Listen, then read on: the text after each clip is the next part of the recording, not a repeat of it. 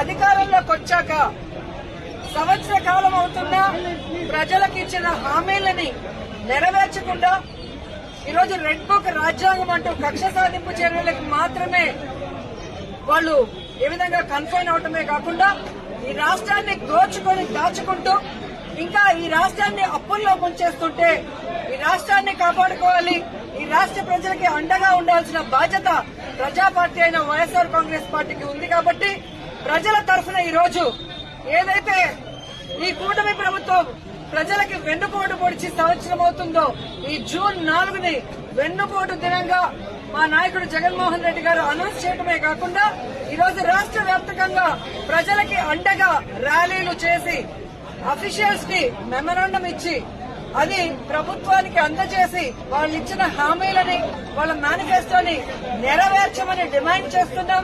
అవి నెరవేర్చకపోతే వదిలే ప్రసక్తి లేదు అని కూడా ఈ సందర్భంగా హెచ్చరిస్తున్నాం. మీరు చూస్తే ఎన్నికల ముందు కూటమి ప్రభుత్వం అంతా ఎలా ప్రచారం చేసుకుందో మనం చూసాం. ముఖ్యంగా తెలుగుదేశం పార్టీ వాళ్ళైతే వచ్చేది బాబే ఇచ్చేది బాబే. ఏమొచ్చిందయ్యా, మీకైతే పదవులు వచ్చాయి, బాబేవో వచ్చి ముఖ్యమంత్రిగా కూర్చున్నాడు, కానీ ఈ రాష్ట్ర ప్రజలకు ఏమిచ్చాడు అంటే చేతికి చిప్పిచ్చాడు, మరేమి ఇవ్వలేదనేది రాష్ట్ర ప్రజలు గుర్తించారు. 143 హామీలు ఇచ్చాడు. 143 హామీల్లో విజయరుద్ది విస్తరాకులు కట్టుంది అనుభవం ఉందని చెప్పుకునే చంద్రబాబు నాయుడు మొదటి 6 అయినా చేశాడా అని నేను అడుగుతున్నాను. ఈరోజు చూస్తే చంద్రబాబు నాయుడు ఏరు దాటక ముందు ఏటి మల్లన్న, ఏరు దాటాక బోడి మల్లన్న చందంగా పరిపాలించిన విధానం మనకు తెలుసు. కానీ ఈ రాష్ట్ర ప్రజలు ఎలా నమ్మి మోసపోయారు, అలాగే ఈవీఎంలతో వీళ్ళు ఎలా మ్యానిపులేట్ చేసి ఈ రోజు 60,000 90,000 అంటూ అసలు ప్రజలు ఓట్లేని నాయకులంతా గాల్లో గెలిచిపోయిన గాలిగాళ్లే ఎక్కువగా ఉన్నారు ఈ రాష్ట్రంలో. సో ఈ రోజు నేను ఎందుకు ఇది చెప్తున్నాను అంటే జగన్మోహన్ రెడ్డి గారు ఎన్నికల్లో చెప్పడం జరిగింది, చంద్రబాబు నాయుడు 3 సార్లు ముఖ్యమంత్రి అయినా ఏ రోజు చెప్పిన వాగ్దానాన్ని నెరవేర్చలేదు, పిల్లలిచ్చిన మామనే వెన్నుపోటు పొడిచిన వాడు, జాగ్రత్తగా ఉండండి అని. కానీ ఈవీఎంల దగ్గర మనం ఏం చేయగలం? సో ఈవీఎంలని మ్యానిపులేట్ చేశారు. కొన్ని చోట్ల అమాయకమైన ప్రజలు, రైతులు, మహిళలు కూడా జగన్ గారే ఇచ్చినప్పుడు చంద్రబాబు నాయుడు, లోకేష్, పవన్ కళ్యాణ్ ఇస్తారేమో, పవన్ కళ్యాణ్ చెప్పిన మాటలు నమ్మి చాలా మంది ఓట్లు వేయడం కూడా జరిగింది. కానీ ఈ రోజు చూస్తే సూపర్ 6 చేస్తామన్న చంద్రబాబు నాయుడు సూపర్ 6 చేశాడా అని అడుగుతున్నాను. అన్నిటికీ వెన్నుపోటు పొడిచింది నిజం కాదా అని అడుగుతున్నా. ఈ రోజు తల్లికి వందనం ఇస్తానన్నాడు, కానీ ఇవ్వకుండా వెన్నుపోటు పొడిచాడు. రైతుకు అన్నదాత ఇస్తా అన్నాడు, ఇవ్వకుండా వెన్నుపోటు పొడిచాడు. జాబ్ క్యాలెండర్ ఇస్తా అన్నాడు, ఇవ్వకుండా వెన్నుపోటు పొడిచాడు. ఉద్యోగం ఇస్తా ఇవ్వని వాళ్ళకి నిరుద్యోగ భృతి ఇస్తా అన్నాడు, ఇవ్వకుండా వెన్నుపోటు పొడిచాడు. అలాగే అధికారులకి ఐఆర్ ఇస్తాను, డిఏ ఇస్తాను అని చెప్పాడు, కానీ ఈ రోజు ఇవ్వకుండా ఎలా వెన్నుపోటు పొడిచారో మనం చూసాం. మహిళలకైతే ఉచిత బస్సు ఇస్తాను, పొద్దు నుంచి సాయంత్రం వరకు ఫ్రీగా తిరుక్కోవచ్చు అని చెప్పారు, కానీ ఇవ్వకుండా ఎలా వెన్నుపోటు పొడిచారో మీరందరూ కూడా కళ్ళారా చూశారు. ఈ రోజు ఒక్కరికి కూడా ఒక సెంట్ భూమి గాని, ఒక ఇల్లు గాని కట్టించకుండా ఎలా వెన్నుపోటు పొడిచాడో మీరందరూ కూడా కళ్ళారా చూస్తున్నారు. సో వెన్నుపోటు అంటే చంద్రబాబు నాయుడు, చంద్రబాబు నాయుడు అంటే వెన్నుపోటు. ఇది ఈ రోజు ప్రజలు తెలుసుకున్నారు, వాళ్ళకి జరిగిన నష్టాన్ని వాళ్ళు తెలుసుకున్నారు. ఎప్పుడెప్పుడు ఎన్నికలు పెడితే జగన్మోహన్ రెడ్డి గారికి ఓటేసి మళ్లీ ముఖ్యమంత్రిని చేసుకోవాలని ఎదురు చూస్తున్నారు అన్న దాంట్లో ఎటువంటి అతిశయోక్తి లేదని కూడా తెలియజేసుకుంటున్నా.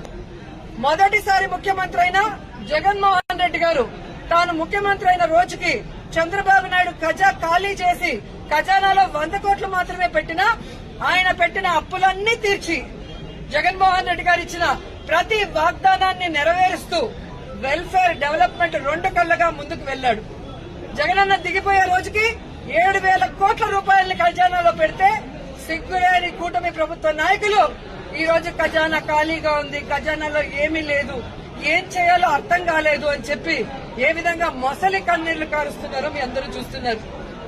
మరి మొదటిసారి ముఖ్యమంత్రి అయిన వ్యక్తి, వయసులో చిన్నవాడైన జగన్మోహన్ రెడ్డి గారు సంపద సృష్టించి ప్రజలకిచ్చిన మేనిఫెస్టోని ఎలా నెరవేర్చాడు, ఈ రాష్ట్రాన్ని అభివృద్ధి వైపుకి ఎలా నడిపించాడు, మెడికల్ కాలేజీలు ఎలా కట్టాడు, పిహెచ్సిల్ని ఎలా కట్టించాడు, స్కూల్స్ ని ఎలా రెనోవేట్ చేశాడు, ఈ రోజు టెంపుల్స్ ఎలా కట్టించాడు, రోడ్లు ఎలా వేశాడు, చెప్పుకుంటూ పోతే హార్బర్లు ఎలా కట్టారు. ఈడేమో అనుభవం ఉందంటాడు. సంవత్సరం అవుతుంది, ఒక్క సెంటు భూమి ఒకరికి ఇచ్చారా, ఒక ఇల్లు కట్టించారా? జగన్మోహన్ రెడ్డి గారు దిగిపోయే రోజుకి ఫినిషింగ్ లో ఉన్న మెడికల్ కాలేజీలు ఇంతవరకు పూర్తి చేయట్లేదు. వాటిని అమ్మేసి జగన్ గారి పేరు ఎవరు గుర్తు పెట్టుకోకూడదన్న ప్రయత్నం చేస్తున్నారు. హార్బర్లను అమ్మేయాలని చూస్తున్నారు ప్రైవేట్ వాళ్ళకి. స్కూళ్లన్నీ కూడా నిర్వీర్యం చేస్తున్నారు. ఇప్పటికే సిబిఎస్ఈ తీసేశారు, ఐపీది కట్ చేసేశారు, ట్యాబ్స్ కట్ చేసేశారు, రెనోవేషన్ లో ఫైనల్ స్టేజ్ లో ఉన్న వాటిని ఆపేశారు. అలాగే పిహెచ్సిలు, హాస్పిటళ్లు ఏవైతే బ్యాలెన్స్ ఉన్నాయో వాటన్నిటిని ఆపేయడం మనం కళ్ళారా చూస్తున్నాం. ఇంతవరకు ఒక గుడి కట్టించారా, ఒక బడి కట్టించారా, ఒక రోడ్డు వేశారా, ఒక ఇల్లు కట్టించారా అంటే ఏమీ కూడా లేదు. వీళ్ళు సూపర్ సిక్స్ ని గాలికి వదిలేసి సూపర్ స్కామ్లు చేసుకుంటూ ముందుకెళ్తున్నారు. ఈ రోజు ఈ రాష్ట్రంలో చూస్తే బెల్ట్ షాపులు, పర్మిట్ రూములు ఇప్పటి ముప్పటిగా ఇచ్చి మద్యంతో ఎలా దోచుకుంటున్నారు. ఖజానా బొక్కబట్టారు. ఈ రోజు కూటమి ప్రభుత్వ జోబీలు మాత్రం ఫిల్ అవుతున్నాయి మద్యంతో.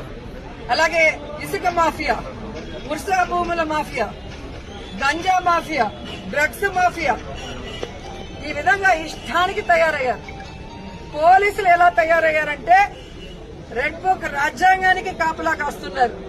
ఈ రోజు ఎవరెవరు వైఎస్ఆర్ కాంగ్రెస్ పార్టీ నాయకులుగా ఉన్నారు, ఎవరెవరు విలేజ్ల్లో ప్రజలకి అందుబాటులో ఉంటూ అన్ని చేసి మంచి పేరు తెచ్చుకున్నారో వాళ్ళందరి మీద లేనిపోని అక్రమ కేసులు పెట్టి వాళ్ళని అరెస్టు చేసి కనీసం ఛార్జ్ షీట్లు కూడా వేయకుండా వాళ్ళ మీద బెయిల్ రాకుండా ఎంత చేయాలో పోలీస్ వ్యవస్థ అంతా కూడా చేస్తుండటం మనమందరం కూడా గమనించాలి. నిజంగా ఒక తప్పు జరిగితే కేసు ఎఫ్ఐఆర్ చేయండి. ఇమీడియట్ గా 10-15 రోజుల లోపలైనా మినిమం ఆ కేసుల్ని ఛార్జ్ షీట్ వేసి మీరు కోర్టుకి అప్పగిస్తేనే కదా వాళ్ళకి బెయిల్ వస్తుంది.